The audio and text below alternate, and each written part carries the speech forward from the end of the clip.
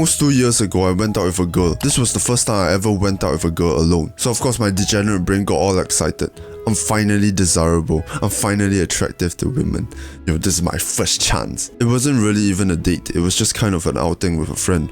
But keep in mind, before this, I was a video game junkie. I was incredibly fat. I looked like if you took away a bag of coffee from a coffee shop, and you know when the liquid kind of expunges at the bottom of the bag when the rest of the plastic like folds back up. I spent my time in school with like 1 or 2 friends who were also video game hentai junkies. So we went out to do rollerblading and after that grabbed dinner together. And the whole time I was out, I was half dissociated. My brain was too occupied with trying to appear as perfect as possible, as attractive as possible, as calm and relaxed as possible. And how do you think that turned out? That made me look like an absolute fool. When you're too obsessed with appearing perfect, you become too professional. You don't make any jokes that could potentially be offensive. You don't insult, you don't tease her. You become very boring. I remember her wearing the rollerblades and struggling to get up from a chair. And I went over and I offered my hand to help her up. And she didn't even take it. And I did it multiple times. That was how boring I was. And she didn't even want to risk that slight amount of chance that could make me think she's interested in me. She wanted to fortify my brain that there's no way that she likes me. And because I was so obsessed with being perfect, I kept to myself a lot. I was not expressive, so I didn't share about my own stories. I didn't express much emotion. I didn't dare to laugh out loud or do anything like that. And you know why I remember this story? As we were going down the escalator, she turned to me and she asked me, "Why do you look so tired? Do you want to go home?" Such a dead moment. I went home just feeling absolutely pathetic, and I felt so empty. I didn't even consider how the trip was like, what we did. I just sat hollow, and there were no thoughts in my mind. All I could think about was how much I struggled to express myself, and I could only feel this accumulated emptiness within me. I've put together 5 things that makes you unattractive. The number 1 thing that is most obvious to women is you are not self-assured. And this is fully transparent through your social mannerisms. If you rush to apologize, if you rush to explain yourself or seek approval for something, that reflects your terrible self-assurance. You're lacking confidence in your judgment, in your decision making. That makes you incredibly unattractive because you seem unexperienced. You seem very tense in your own body. When you talk to someone, you can't stand still. You start putting your hands all over your body, hands in your pockets, you don't know where to put them. You walk with no self-awareness and you're kind of stumbling about. Your shoulders are kind of rolled forward. And when you speak, your pitch goes very high so that you seem very harmless to the other person. You feel awkward silences, so you rush to fill it up with random ums and ahs and filler words and sentences. When you speak, your pitch doesn't decrease as the sentence ends, but it goes up. So it goes like, "Hey guys, my name is hey, how are you doing?" Instead of, "Hey, how are you doing?" It goes, "How's your day? Are you okay?" It goes like that. You want to kind of be speaking with a commanding tone. That reflects competence, confidence, experience, and you're not afraid to challenge other people. That's what makes you self-assured. And that is something that you can only build through experience, through love for yourself, and through being comfortable in your own skin. Being tense in your own skin is a reflection that you were never allowed to be playful with your friends when you were growing up. You know, boys are supposed to play around, they're supposed to tussle and wrestle with their friends. But that was always not allowed in school, was it? Physical contact is always shunned upon. And because of that, you get very tense in your own skin. Someone touches you from behind your shoulder and you get a panic attack. And you're so tense in your own body, you tighten up.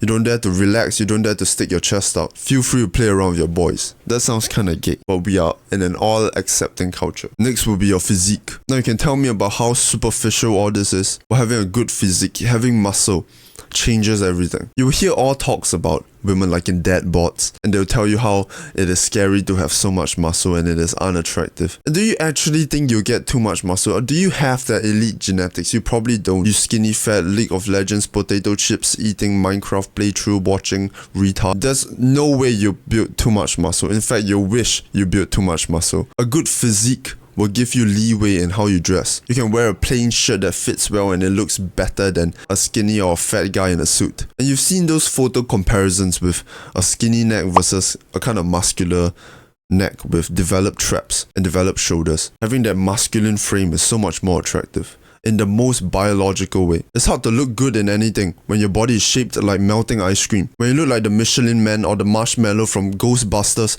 what are you going to wear that makes you look good? When I can pick up a pen and it looks exactly like how your body is shaped like, what are you going to wear? Physical attraction has become much more valuable in today's age of social media. And think about it this way, no matter how good a girl's personality is, you don't want to wake up next to Gorlok the Destroyer. You don't want to wake up next to Jabba the Hutt. Even with a perfect personality, you don't want to wake up with a WWE superstar with a vagina. It just hits different. Physical attractiveness is important. And to females, the most attractive will be that aesthetic body type. Of course, it ranges because taste is subjective and shit like that. But what is most attractive to you? What do you want to look like? And you should chase that. And that will already put you at a pretty high level. Next, your mindfulness is incredibly important. Do you find that you often dissociate while talking to somebody? You completely forgot what they just said because some thoughts came up and you became obsessed with that. Or maybe you're constantly re-evaluating the situation. How do I look right now? How do I look right now? Is that person laughing at me? Why did that guy just look at me? Am I doing something weird? Is there mucus coming out of my mouth? Being mindful is what strays you away from that pointless overthinking, that need to reassess how you look like in third person so that you can feel more comfortable and safe. Mindfulness is what deals with the insecurity, deals with your trauma, deals with your habitual thoughts that could perhaps be unhealthy, deals with your terrible dependencies, helps you catch yourself when your brain wanders away, helps you catch your terrible social mannerisms. Mindfulness helps you focus on the person in front of you and be fully present, be fully there with them. You look in their eyes and you feel grateful and you truly appreciate them. That's where smiling and eye contact comes in. People always tell you that to be attractive to women, you need to be able to hold eye contact and you need to have a good smile. But you don't achieve that by autistically practicing looking at someone and going. You need to learn how to meditate, or at least reduce your overstimulation by spending less time scrolling on short form content like YouTube Shorts, Instagram Reels and TikTok. Then when you're less overstimulated, you can properly focus on what someone is saying and you can actually be there physically and emotionally when you're with somebody. Next, you have to have goals that you're driven and focused on. You have to have something larger than life to focus on. A goal bigger than what you are right now. People always tell you that, oh, don't text the girl back immediately. Wait 48 hours before you start the first text. Don't reply too fast, she might think you're clingy. The only reason women find that unattractive is because you do not value your time. If you're always on your phone and you're always ready to reply, it most likely reflects that you have nothing better to do. But when your time is valuable, when you're putting your time and focus and energy into a goal that you really want to achieve, you're passionate, you're driven, you're dedicated, then your time that you spend texting her becomes 10 times more valuable, and that's what she wants. You need to find a goal that you can make progress towards. And as you make progress to that, you experience the winner's effect.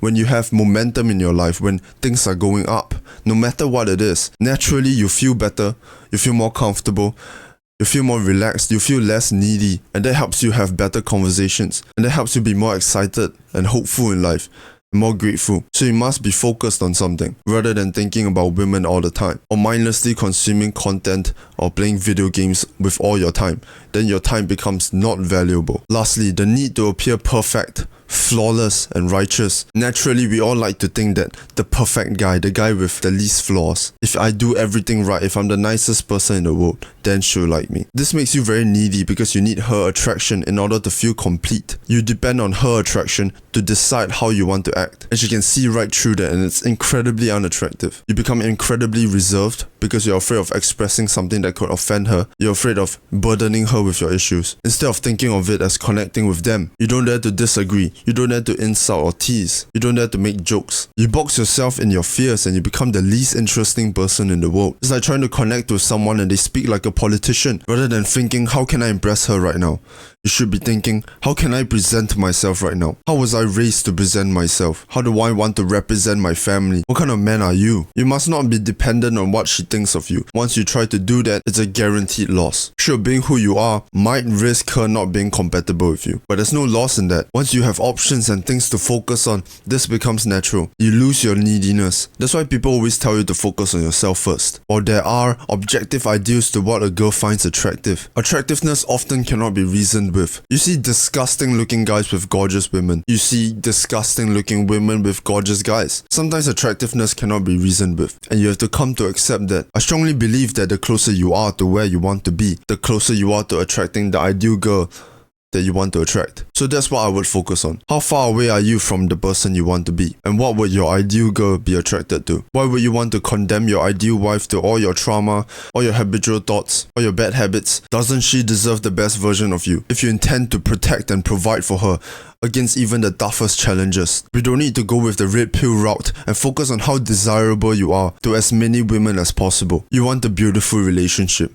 You want a wonderful teammate. You want a gorgeous girl that you love exclusively. You want a wonderful mother to your children. A girl that gives you such exciting and passionate love, not materialistic and shallow. Not having a girlfriend right now doesn't make you inferior to those other men. You must still carry yourself well, because the more get more and the less get less. Stay focused. And for now, you're just going to have to accept that until you make steps and strides towards the person you want to be, until you make significant progress to bettering yourself and to becoming that ideal guy for your ideal woman. She's not going to show up for the next month, the next few months, the next year even. It's going to take time. And you have to just learn to accept that and be patient with yourself. There's a long pain period to shifting the focus into bettering yourself. But once you are fully able to love yourself and let go of the dependency on how attractive you are to women, that's when she will show up.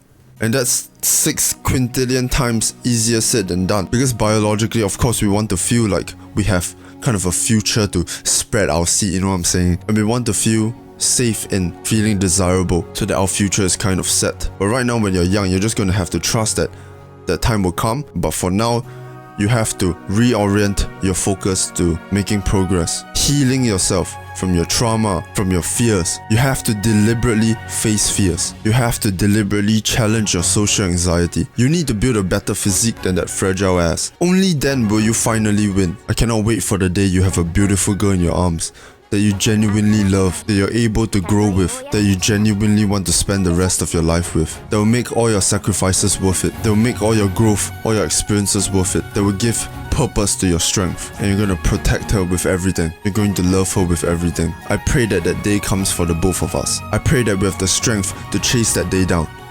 I love you. To better work.